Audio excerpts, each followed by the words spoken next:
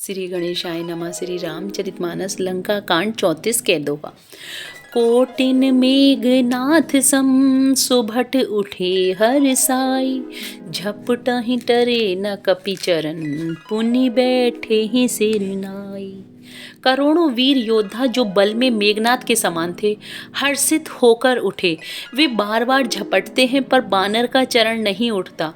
तब लज्जा के मारे सिर नवाकर बैठ जाते हैं। भूमि न छाड़त कपि चरण, देखत रिपु मद भाग। कोटि विघ्न ते संत कर, मन जिमि नीति न त्याग। जैसे करोड़ों विघ्न आने पर भी संता का मन नीति को नहीं छोड़ता, वैसे ही बानर अंगद का चरण पृथ्वी को नहीं छोड़ता। यह देखकर शत्रु रावण का मद दूर हो गया। कपि बल देखि सकल ही हारे, उठा आप कपि के परचारे। गहत चरण कह बाली कुमारा, मम पद गहे न तोर उबारा। अंगद का बल देखकर सब हृदय में हार गए। तब अंगद के ललकारने पर रावण स्वयं उठा। जब वह अंगद का चरण पकड़ने लगा, तब बाली कुमार अंगद ने कहा, मेरा चरण पकड़ने से तेरा बचाव नहीं होगा। गहसी न राम चरण सठ जाई, सुनत फिरा मन अति सकुचाई। भयहु तेज हत सिरी सब गई, मध्य दिवस जिमि शशि सोहई। अरे मूर्ख, तू जाकर श्री राम जी के चरण क्यों नहीं पकड़ता? यह सुनकर वह मन में बहुत ही सकुचाकर लौट गया। उसकी सारी श्री जाती रही।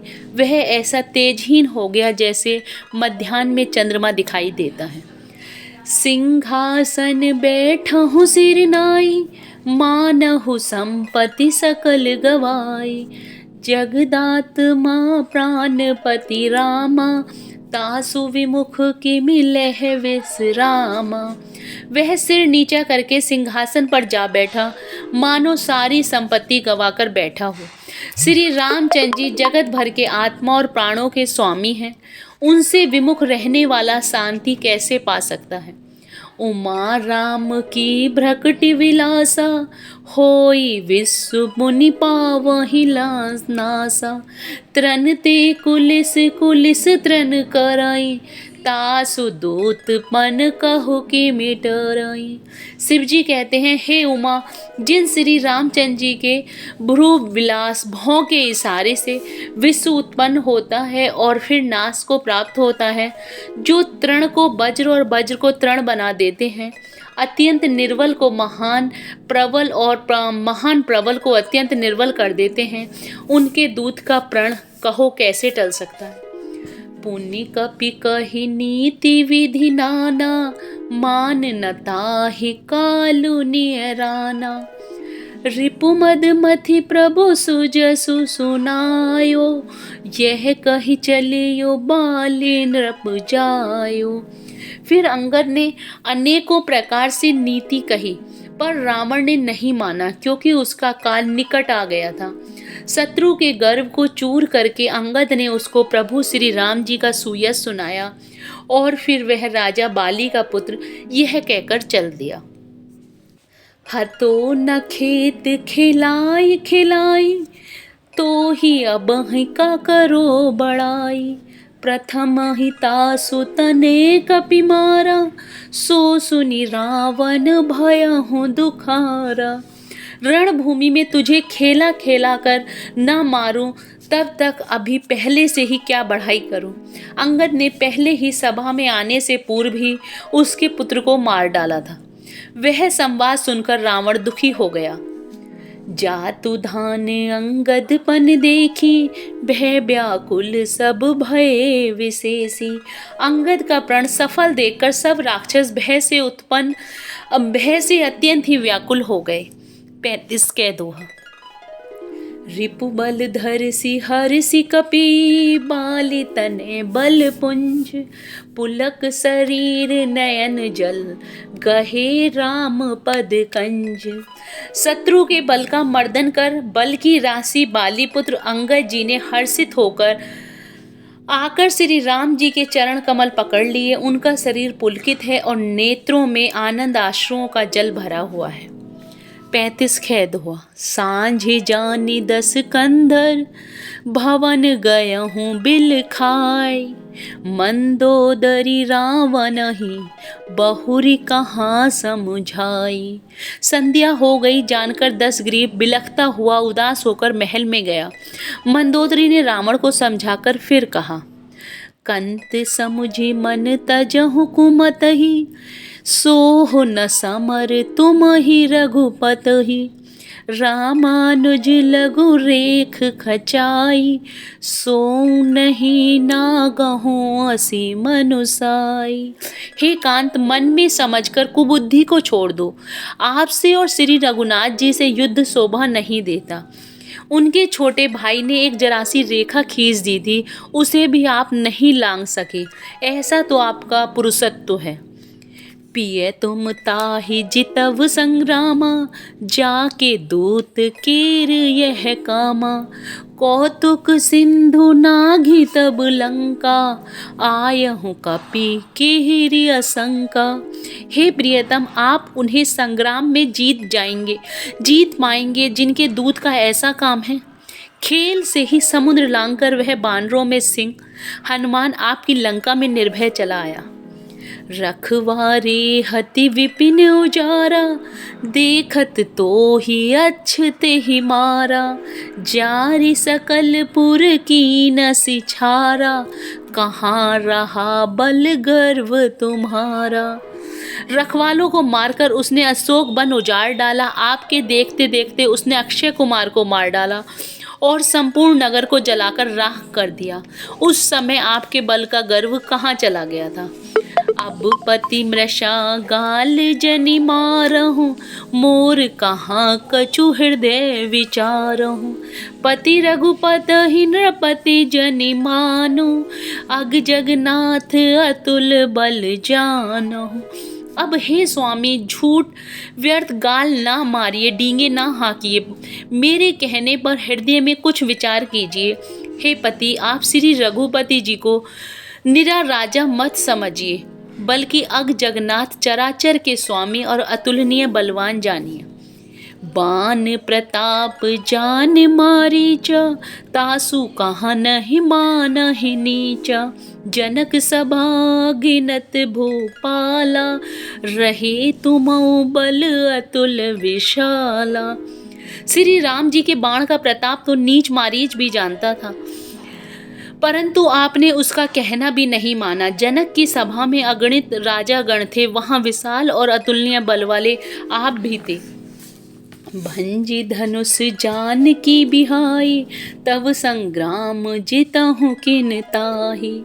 सुरपति सुत जानहि बल थोरा, राखा जियत आँखें गई फोरा। वहाँ शिव जी का धनुष तोड़कर श्री राम जी ने जानकी जी को ब्याहा, तब आपने उनको संग्राम में क्यों नहीं जीता। इंद्रपुत्र जयंत उनके बल को कुछ जानता है। श्री राम जी ने पकड़कर केवल उसकी एक आँख ही फोड़ दी और उसे जीवित ही छोड़ दिया। सूपन खा के गति तुम देखी, तदपि हृदय नहीं लाज विशेषी। सूपन खा की दशा तो आपने देख ही ली, तो भी आपके हृदय उनसे लड़ने की बात सोचते विशेष कुछ भी लज्जा नहीं आती। 36वां दोहा। बदी विराद खर दूसनई, लीला हत्यो कवन। बालेक सर मार्यो, तेहि जानहु 10 कंद। जिन्होंने विराद और खर दूषण को मारकर लीला ही कवंद को भी मार डाला, और जिन्होंने बाली को एक ही बाण से मार दिया, हे 10 कंद, आप उन्हें उनके महत्व को समझिए। जेहि जलनाथ बदायहु हेला, उतरे प्रभु दल सहित सुबेला। कारुणिक दिन कर कुल केतु, दूत पठायहु तब हित हेतु। जिन्होंने खेल से ही समुद्र को बंधा लिया और जो प्रभु सेना सहित सुबेल पर्वत पर उतर पड़े, उन सूर्य कुल के ध्वजा स्वरूप कीर्ति को बढ़ाने वाले करुणा में भगवान ने आप ही के हित के लिए दूत भेजा है। सभा मांज जेहि तव बल मथा, करि वरूथ महु मृगपति जथा। अंगद हनुमत अनुचर जाके, रन बाकुर वीर अति बाके। जिसने बीच सभा में आकर आपके बल को उसी प्रकार मथ डाला जैसे हाथियों के झुंड में आकर सिंह उसे छिन्न भिन्न कर डालता है। रण में बाके अत्यंत विकट वीर अंगद और हनुमान जिनके सेवक हैं। तेहि कह पिय पुनि पुनि नर कयहु, मुधा मान ममता मद बयहु। अहा कंत कृत राम विरोधा, काल विवश मन उपज न बोधा। हे पति, उन्हें आप बार बार मनुष्य कहते हैं। आप व्यर्थ ही मान, ममता और मद का बोझा ढो रहे हैं। हाँ प्रियतम, आपने श्री राम जी से विरोध कर लिया और काल के विशेष वश होने से आपके मन में अब भी ज्ञान नहीं उत्पन्न होता।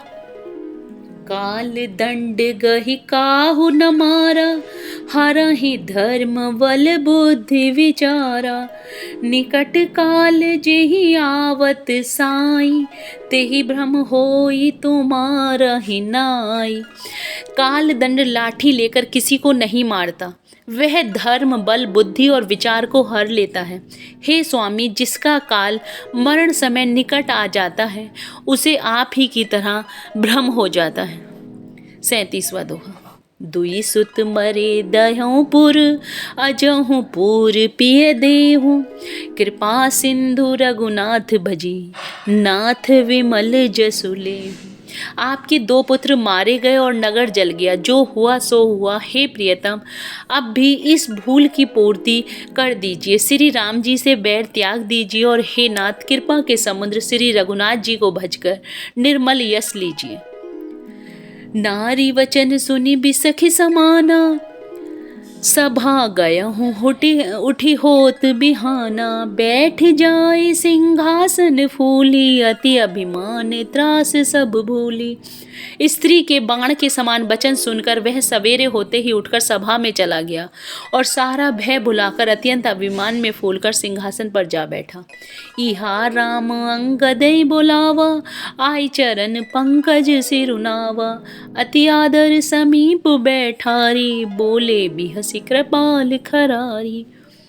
यहाँ सुबेल पर्वत पर श्री राम जी ने अंगद को बुलाया। उन्होंने आकर चरण कमलों में सिर नवाया। बड़े आदर से उन्हें पास बैठाकर खर के शत्रु कृपालु श्री राम जी हंसकर बोले, बाली तने कौतुक अति मोही, तात सत्य कहूँ पूछहूँ तोही।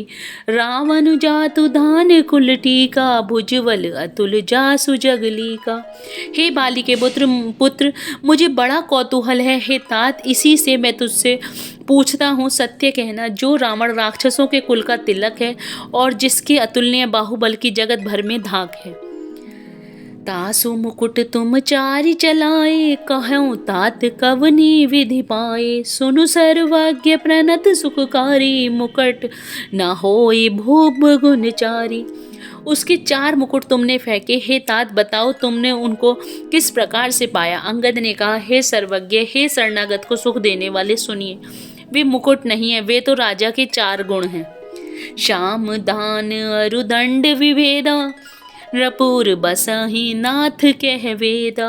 नीति धर्म के चरण सुहाई, अस जिय जानी नाथ बहियाई।